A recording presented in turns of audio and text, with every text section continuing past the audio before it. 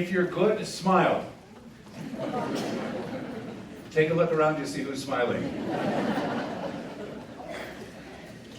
There's goodness in this place. The readings today are filled with the goodness of the Lord and the transformation that goodness brings about.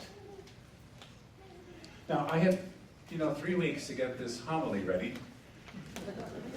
So I didn't just think to what happened last week, but I was thinking about what was happening before that. And as I had read this gospel about John the Baptizer, I kept thinking about two individuals that have risen to the top of the pile. One of those was Nelson Mandela, and the other is Pope Francis. Nelson Mandela, an obscure,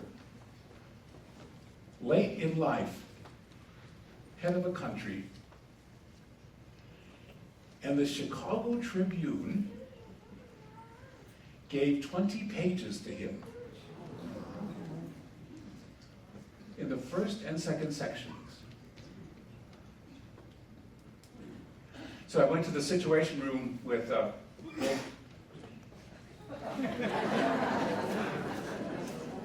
and all I heard for days was Nelson Mandela, Nelson Mandela.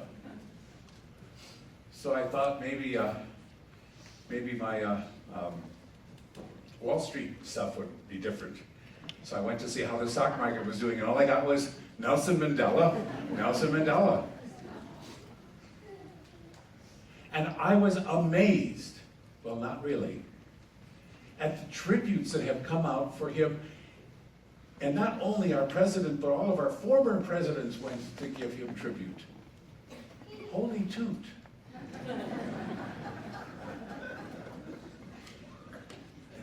In a country in Africa. What's the big deal? What did you go out into the desert to see? A royal aristocrat?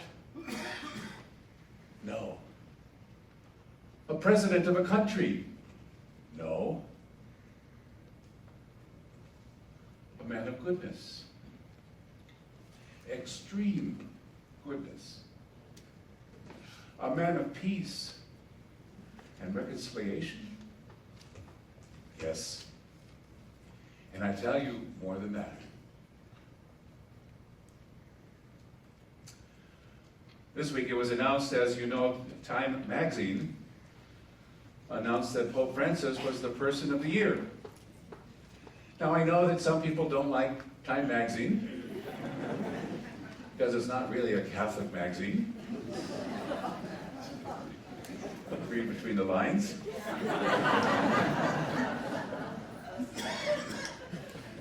And Time magazine named Pope Francis Person of the Year. So I asked myself the question, how would Pope Francis feel about this? Would he be embarrassed at being related, associated with this publication? Because it doesn't exactly announce Catholic doctrine. And I thought to myself, no. He was probably grateful that beyond the Catholic world, there were people who saw the goodness of God in the world. What did these two people have in common? And I saw immediately relationships. What they had in common was that neither of them eschewed greatness. They both considered themselves, and this was very interesting, they both considered themselves sinners. Remember that? Nelson Mandela, they say he's a saint. No, he's not a sinner. Pope Francis, who is Pope Francis? He says, I'm a sinner. They both recognize their sinfulness. They both extended through their lives the goodness of God in the world that made this place a better place and is continuing to make it a better place.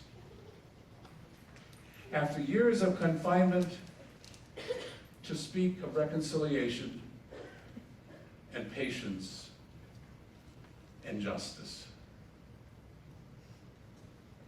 To be a newly elected Pope, to see himself as priest, bishop, oh yes, and Pope.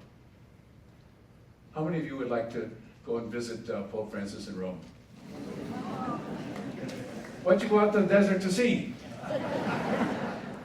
Somebody dressed in Episcopal outfit with a big hat and lovely fine vestments? What did you go out to see? The person of great power in the church. Now, what did you go out to see? A humble priest, bishop, pope,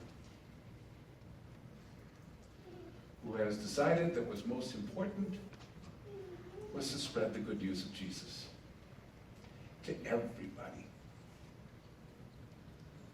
To treat people with kindness. To speak out for justice. And to announce what is necessary in the church, in the world, and in this place. Patience. Patience with each other.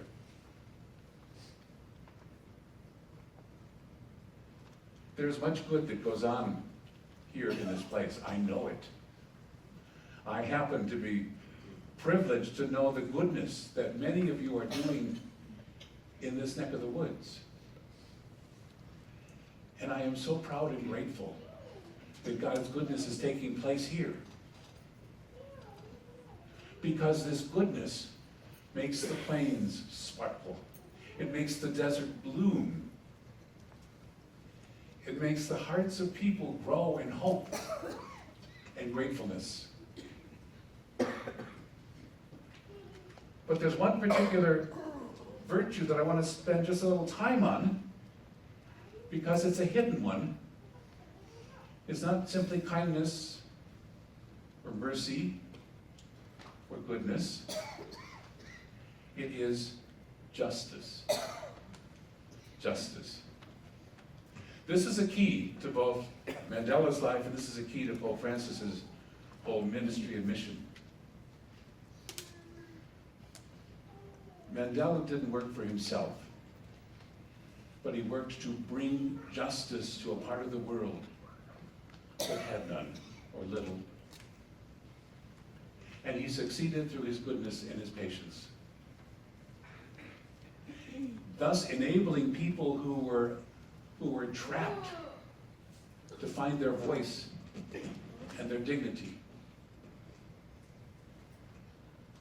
Pope Francis, when you listen and watch what he does, he searches out the outcast. He searches out the immigrant. He searches out the needy. He searches out those in prison. And he seeks to bring them justice. Justice is not just gift giving. Justice is not handing something down to someone in need. Justice is handing something up to someone in need. To hand something up means to seek to bring a transformation in that person, to recognize and acknowledge in each and every person their human dignity, even if they are poor, even if they are homeless, even if they are an invalid, even if they are in prison.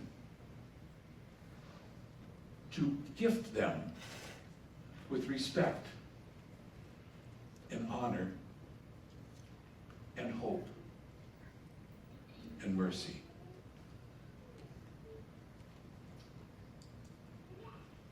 And that kind of behavior will change the world. One of the Christmas gifts we can give is the gift of justice to people in deep need. So that what we seek to do for them is we seek to raise them up, to the dignity and the power that they have, to bring out the best out of them so that they can feel an active part of the human family. This is the deepest, deepest form of giving we can give.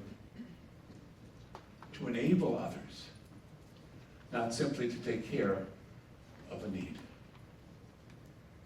This is the kind of giving that takes more energy. This is the kind of giving that takes a lot more attention. But boy, if we could do that for the various people we're going to meet these next couple of weeks, think of what our Christmas can be like. Think of how rich we can sit back at the table with the friends and the food and the presents and the Polish baking and the Polish baking and the Polish baking.